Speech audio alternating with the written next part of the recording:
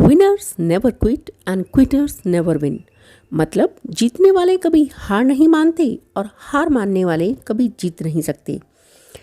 हम सभी अपने भाग्य और परिस्थितियों को कोसते रहते हैं। अब जरा सोचिए, अगर एडिसन भी खुद को बहुत ही अनलकी समझकर प्रयास करना छोड़ देते तो दुनिया एक बहुत बड़े आविष्कार से वंचित रह जाती। आइंस्टाइन भी अपने भाग्य और परिस्थिति को कोस सकता था, लेकिन उसने ऐसा नहीं किया। तो आप क्यों करते हैं? अगर किसी काम में असफल हो भी गए तो क्या हुआ? अंत तो हुआ नहीं। फिर से कोशिश करो, फिर से खड़े हो जाओ, क्योंकि कोशिश करने वालों की कभी हार नहीं होती। और जीतना है तो असफल होने के सारे रास्ते बंद कर दीजिए। कह दीजिए अपने आप से कि जीतना ही है।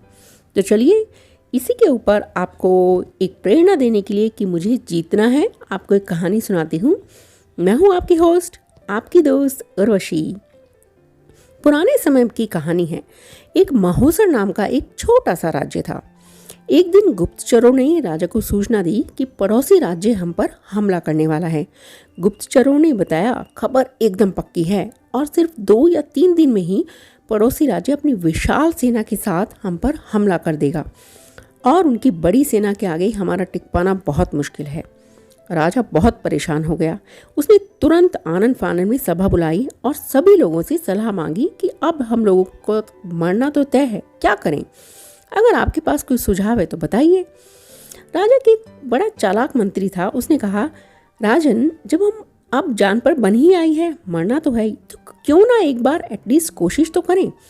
और उसका कोशिश ये है कि हमें आज ही पड़ोसी राज्य पर हमला कर देना चाहिए। राजा बोला, मंत्री जी, हमारी सेना तो बहुत छोटी है, हम उनका मुकाबला कैसे करेंगे? मंत्री बोला, राजन, पड़ोसी राज्य की अभी युद्ध की तैयारी नहीं है। अभी वो तैयारी कर रहे हैं, संभल नहीं पाएंगे और हमारे जीतने की कुछ उम्मीदें बन जाएंगी। और अगर हमने हमला नहीं किया तो हमारा विनाश तो तय ही है।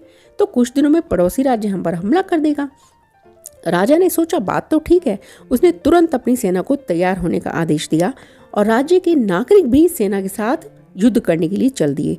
पड़ोसी राज्य में जाने से पहले एक सेना को विशाल नदी के ऊपर एक पुल पार करना था।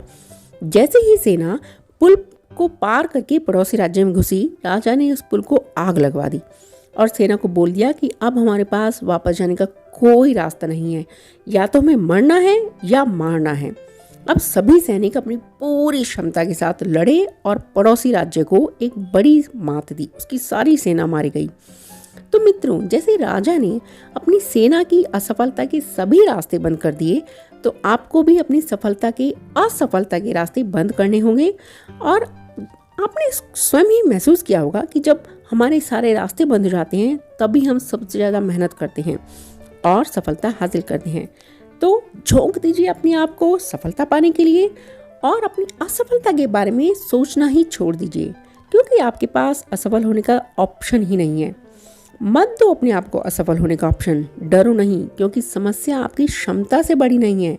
तो जुट जाइए, लग जाइए, खड़े हो जाइए। सफलता आपकी राह देख रही है। मैं हूँ उर्वशी, मिलूंगी आपसे अपनी अगली एक और नई प्रेरणादायक स्टोरी के साथ। तब तक के लिए टेक केयर, सुनते रहिए मेरी कहानियाँ और आगे बढ़ते रहिए। Bye bye.